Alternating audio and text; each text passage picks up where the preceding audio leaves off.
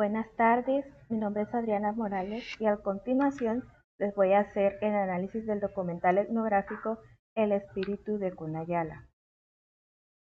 Entonces tenemos en la introducción que este es un documental etnográfico que ofrece una mirada un poco más profunda dentro de lo que es la cultura de los Kuna y también de los desafíos que ellos enfrentan. El documental fue realizado por Andrew Young y Susan Todd y además de explorar las prácticas tradicionales y culturales de esa comunidad, también reflexiona sobre la importancia de su identidad y su papel en el mundo contemporáneo. Entonces, encontramos que el contexto histórico de la cultura cuna empieza con la colonización y la llegada de los europeos, lo que influencia mucho su cultura.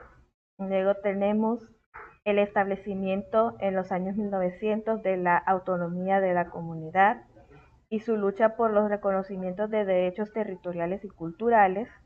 Tenemos en los años 1970 la revitalización del movimiento indigenista por el cual se busca preservar la cultura y la lengua tradicional cuna.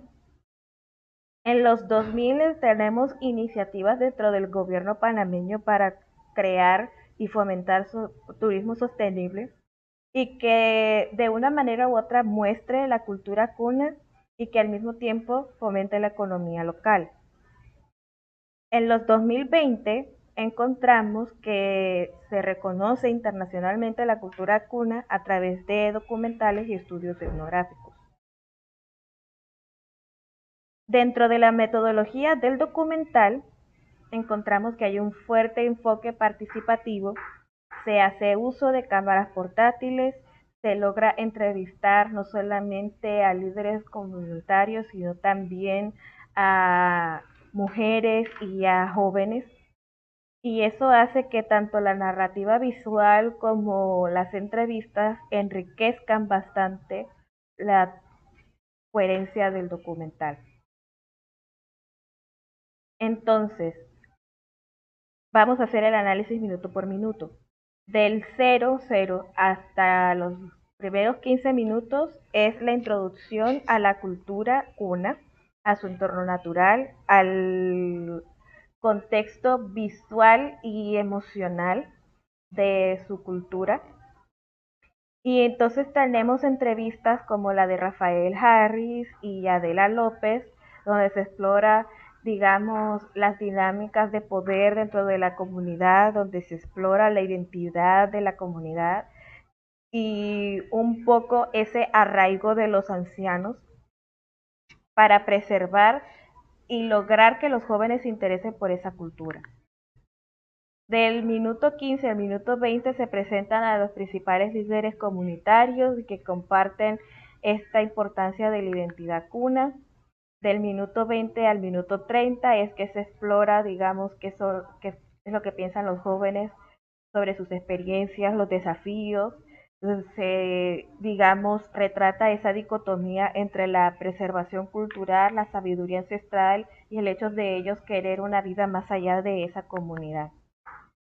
Del minuto 15 al minuto, del minuto 11 al minuto 15 es que empiezan las entrevistas con los jóvenes, donde se resalta esa importancia de la presentación, de la preservación cultural y también se hace énfasis a la mirada exótica con que muchos de los turistas que llegan a las comarcas cunas ven e interactúan con esta comunidad. Y aquí se muestra, digamos, lo que es el trabajo comunitario de las mujeres a través de la cooperativa de las molas. Del minuto 16 al minuto 20 es que se empieza a analizar la influencia externa y cómo ésta ha tenido un impacto en la comunidad. Aquí se exploran testimonios sobre la modernidad y el cambio, como por ejemplo el de Adela López o el de Abelardo Galindo, o el que yo denomino el indígena rockero, y cómo estos se ven altamente impactados, sobre todo en su comunidad, por la manera en cómo educan a los niños, sabiendo ellos de que Desde los primeros años se le enseña el español y no la lengua materna. Del minuto 30 al minuto 40 es que se empiezan a hacer narraciones del contexto histórico de las colonias, de cómo éstas interactuaban con los occidentales, de su choque con las ideologías extractivistas, la tala de árboles indiscriminada con fines ganaderos, de la iniciativa Temasqui y de cómo los puros miembros de la comunidad incentivan a otros para que se conviertan en guardabosques y enfrenten o solucionen de alguna manera la problemática de las fronteras, en donde sean ellos quienes los delimiten y al mismo tiempo enseñen cómo preservarlas y cuidarlas. También se entrevistan a involucrados, por supuesto. En el minuto 40 al minuto 60, al minuto 50 es que se hace la socialización de estas problemáticas en la Casa del Congreso. Se explora también la importancia del mismo, de las problemáticas del abandono a la tradición y a la tierra, porque hay muchos de ellos que emigran a la ciudad de Panamá.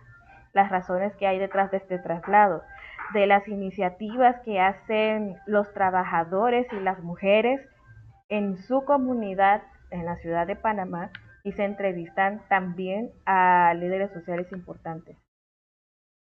Y del minuto 50 al minuto 58 se explora las temáticas como la importancia del Congreso, la cotidianidad cuna, la importancia de la tierra y se va mostrando como esos contrastes donde también se incluyen entrevistas con locales.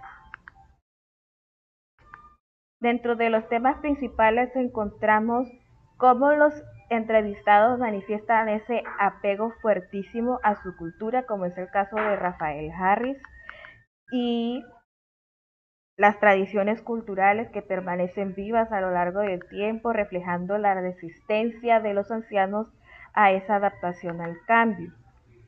Vemos también la participación comunitaria, con iniciativas como la Cuna Nega, donde quieren hacer una comarca cuna en la ciudad de Panamá.